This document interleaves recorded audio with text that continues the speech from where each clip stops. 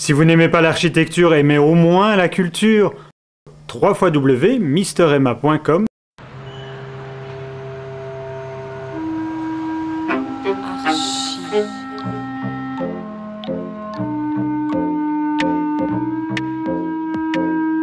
Bonjour et bienvenue dans Arch Urbain, l'émission qui vous parle d'architecture et d'urbanisme à Bruxelles.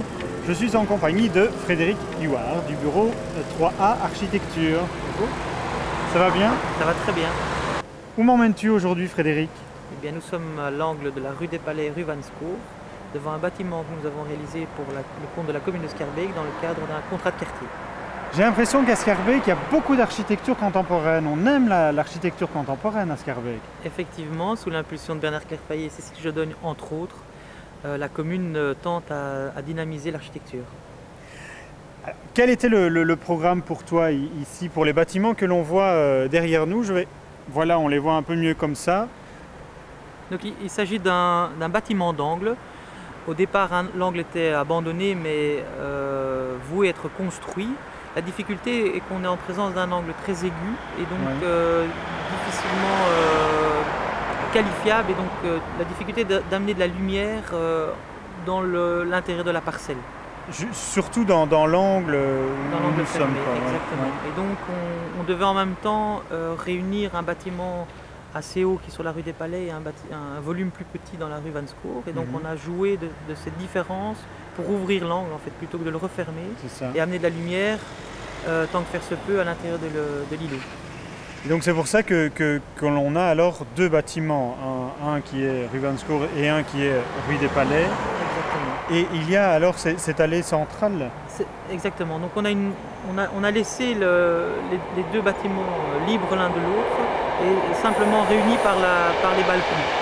Donc ainsi laisser pénétrer la lumière qui sert en même temps d'accès au niveau du rez-de-chaussée pour les logements. Justement, en parlant de cette allée, de cette séparation entre les deux, tu as une petite anecdote concernant les balcons du haut? Une petite anecdote, effectivement. Donc, au départ, les deux bâtiments étaient reliés uniquement par leurs balcons. Oui. Et bon, pour des raisons budgétaires que l'on rencontre assez souvent, on a rabioté un peu le balcon et finalement les deux bâtiments ne sont plus reliés.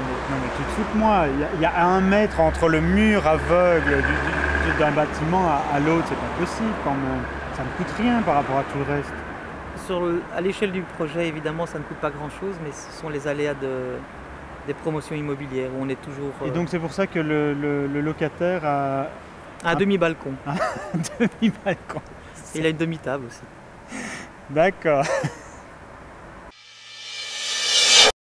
Et alors tu as construit un petit parc public devant ou... Exactement. Malheureusement pas assez entretenu, mais c'est un peu comme toujours. Il manque de la verdure. Hein. Il manque de la verdure. Tu dis ça parce que précédemment, dans une autre émission, nous avions vu un autre projet qui s'appelait Kinetics. Voilà. C'est ça que tu avais fait avec Francis Metzger, à Schaerbeek également. Et là, c'était plutôt la région et le promoteur qui avaient enlevé l'espace vert pour y mettre... pour bétonner.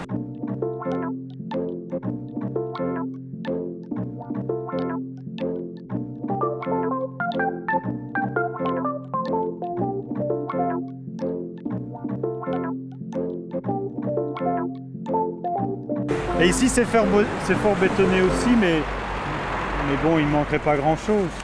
Il manque surtout un peu de volonté, je pense.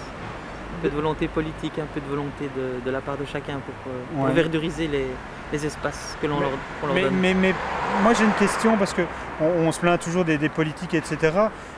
Pourquoi les habitants ne plantent pas quelque chose là-bas? Ils s'en foutent. Bon, si vous êtes habitant de cette maison, entretenez votre... Regardez le petit parc, mettez des plantes. Il suffit d'aller le dimanche matin sur le marché à la gare du Midi. Je pense que si on le demande gentiment, la commune va le fournir, le petit arbre. Mais... Alors, comment est-ce qu'il s'appelle le bourgmestre? Bernard Clerpaillet. Bon, Bernard, qu'est-ce que tu fais pour mettre des plantes ici? Sinon, pour parler plus sérieusement, deux maisons d'habitation, ce sont des appartements? Oui, ce sont des logements sociaux ou assimilés. Et on en a dans le premier immeuble, on en a 7 et dans le second 3. Et ce sont plutôt des petits appartements, des grands appartements? Des grands appartements. Donc on a des 4 chambres et 3 chambres dans la partie vouée à la commune, et dans les autres on a des 3 chambres et duplex. Lorsque tu as voulu répondre c'était un concours ici pour ce contrat de quartier, lorsque tu as voulu répondre à ce concours, qu'est-ce que tu t'es dit qu'il fallait construire, outre les impératifs de l'angle? Est-ce que tu as eu des idées au niveau des matériaux ou des couleurs? On voit ici que c'est rouge par rapport au quartier. Est-ce que je trouve que le quartier est un peu triste? Est-ce que tu as voulu aménager quelque chose de particulier en rapport avec le quartier? La première réflexion qu'on a eue, c'est surtout le travail de la volumétrie par rapport à cet angle, par rapport à la qualité des appartements qu'on voulait y aménager. Et puis très naturellement, en travaillant les masses, on s'est rendu compte qu'il fallait jouer, on souhaitait jouer sur à la fois le contraste des matériaux et des couleurs. Donc on a travaillé la brique et l'enduit dans 2 teintes différentes pour justement manifester et accentuer le travail de la volumétrie. Et les couleurs sont venues assez naturellement, mais elles ne sont pas essentielles au projet. C'est vraiment le travail de la volumétrie qu'on a voulu mettre en avant. Frédéric, nous avons changé de lieu, nous sommes rue d'Arscott. Oui. Pour la construction de bâtiments d'angle. Alors j'avais déjà montré ça dans différentes autres émissions. Donc nous sommes toujours à Schaerbeek. Et pour limiter la prostitution, la commune a décidé d'acheter tous les angles. Effectivement. Et pour y construire alors des nouveaux bâtiments. Ils voulaient en fait effectivement endiguer la prostitution et en tout cas empêcher qu'elle ne remonte dans les rues latérales. C'est ça. Et la garder uniquement dans la rue d'Arscott. Exactement. Et donc inciter et montrer au quartier que la fin de la prostitution est là et les autres, et préserver les rues adjacentes tant que faire se peut. Mais alors justement, alors ce que tu nous montres ici, c'est un chantier. Et je pense que beaucoup de bâtiments comme ça sont un chantier. Et je pense qu'il est important de dire qu'est-ce qui se passe alors. Parce que les habitants ici ils se disent c'est déjà pas un quartier facile et on voit que les travaux n'avancent pas. Effectivement. J'avais une autre émission rue du Pont avec Matador. J'en ai fait une autre avec le bureau d'architecture Pierre de Wil. Ici nous sommes avec 3 architectures. C'est toujours le même problème. Toujours le même problème, toujours le même entrepreneur. Donc un entrepreneur pas très sérieux, pas très correct a décidé de remporter tous les marchés et donc il a cassé les prix. Il a eu les marchés et n'a pas su assumer ses responsabilités.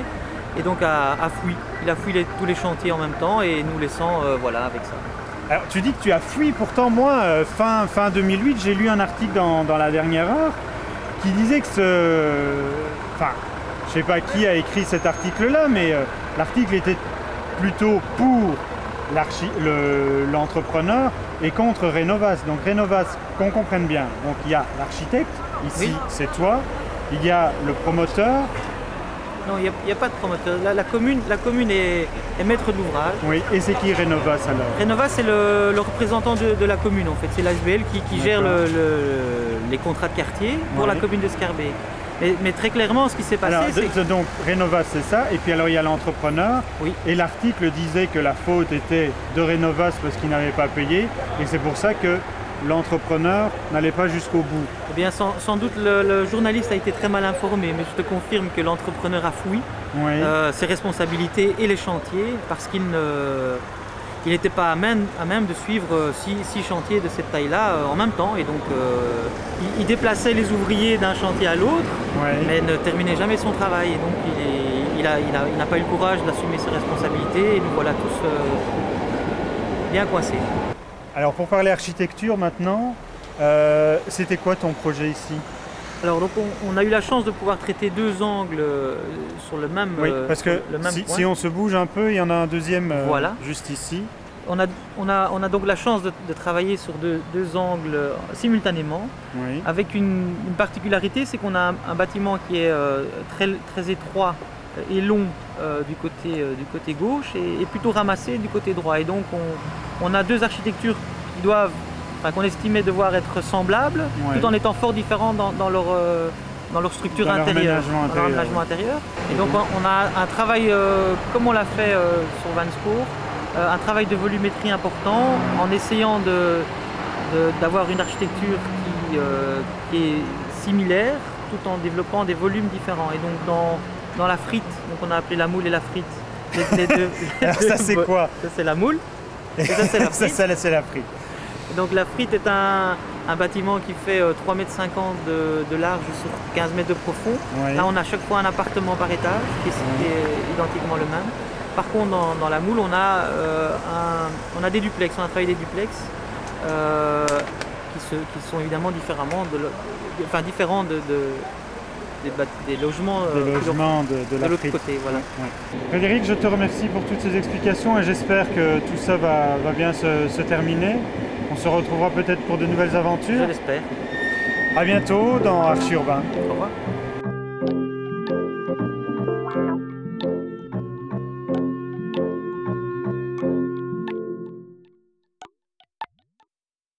Vous en voulez encore? Surfez sur le guide de l'habitat sur internet www.archiurbain.be.